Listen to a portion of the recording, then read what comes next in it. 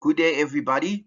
My name is Ashmore Mawire. I'm from the Northwest University in the Material Science, Innovation and Modeling Research Focus area. Today, I am going to present on the experimental performance of a thin solar cooking storage pot. This is the outline of my presentation, where I am going to start with the introduction. I'll introduce what we are studying, then I'll go to the objective, the experimental setup, the results, and finally I'll present the conclusions. So, why do we need to use solar cookers? These are the reasons why we need to use solar cookers. Firstly, there is zero air pollution and there are minimal greenhouse emissions. There are no fuel costs. Energy from the sun is free. The food cooked by solar cookers is nutritious. The use of solar cookers also reduces deforestation. Drying of food is possible when using solar cookers. You could also pasteurize water with solar cookers.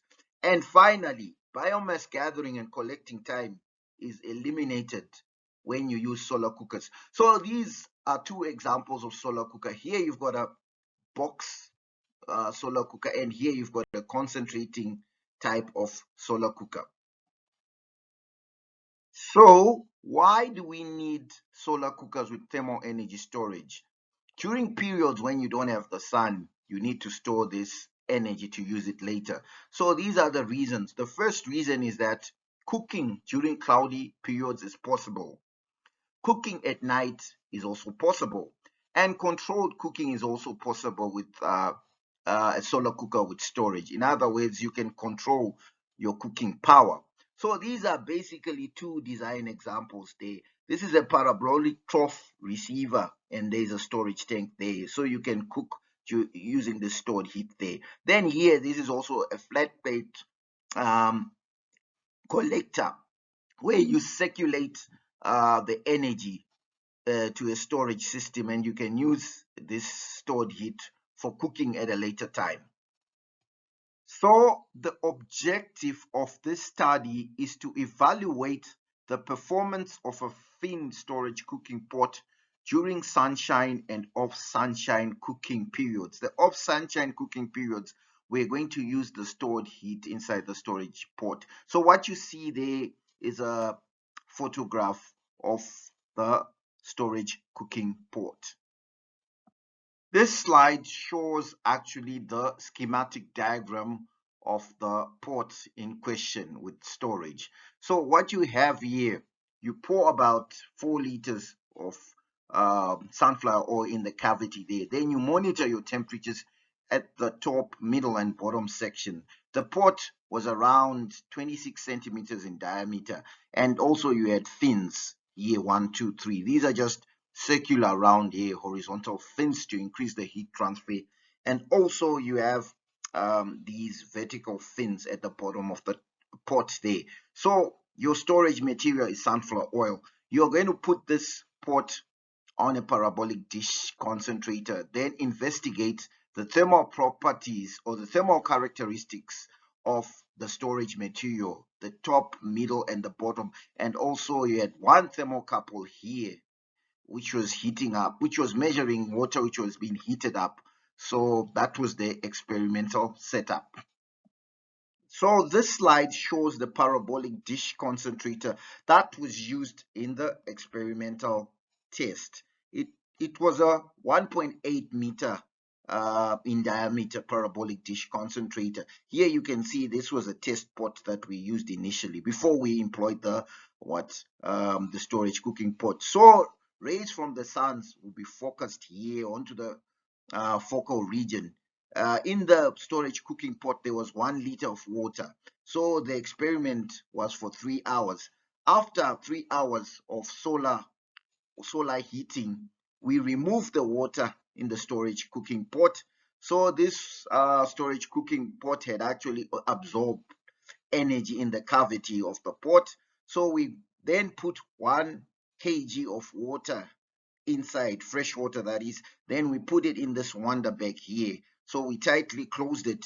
So the stored energy inside the cavity of the storage cooking pot will be used during the off-shine period to actually boil or at least heat up the water. So this test was 3 hours for the storage, and also for the solar cooking period, the test was 3 hours. This slide shows the water heating results during the solar cooking period and also during the storage cooking period. So the solar cooking period was from 11 to 1400 hours, and the storage cooking periods from 14 to 1700 hours, giving a total of 6 hours for the whole test. So as you can see, water boiled very quickly within the first 30 minutes there, and here after around 1:15 here, all the water inside the storage cooking pot had actually evaporated. So we had to add more new water, fresh water rather, and heat it up to around 1400 hours there. What you can see is that this is quite an inefficient pot which boils quickly. And what you notice there, these are the three temperatures at the top, bottom, and middle sections of the storage material, which is sunflower oil. So you see the highest temperature achieved there was around 135 degrees there. The solar irradiation varied between around, let's say, 950 there, and it fell to around 500 and something. However, during the storage cooking period, this period here, we're not using solar energy there. What you can notice during the storage cooking period, we poured in water. Again, it took about 30 minutes to reach the maximum temperature there of around 86, 87 degrees there. Then this temperature dropped slowly until it was around 75, 80 degrees there at the end of the storage cooking period, meaning that there was a reasonable temperature rise, and some low temperature food can actually be cooked with this particular setup. What you need to understand also is that we've just used water, but in actual cooking tests, we're using sunflower oil, and these temperatures here ended up being quite high because we're using sunflower oil as the load inside the pot. So basically, the cooking pot, the results show that the cooking pot works quite satisfactorily. This slide actually shows results of frying chicken. So the first part, which is A, is fried chicken on a parabolic dish, and part B is fried chicken in the Wonder Bag, which uses the stored energy inside the cavity of the storage cooking pot. Both types of cooking are feasible. These are the conclusions from the experimental tests that we obtained. Conclusion number 1. A finned solar storage cooking pot using sunflower oil as the storage medium was tested experimentally. The storage cooking pot boiled 1 kg of water in 30 minutes during the solar cooking period.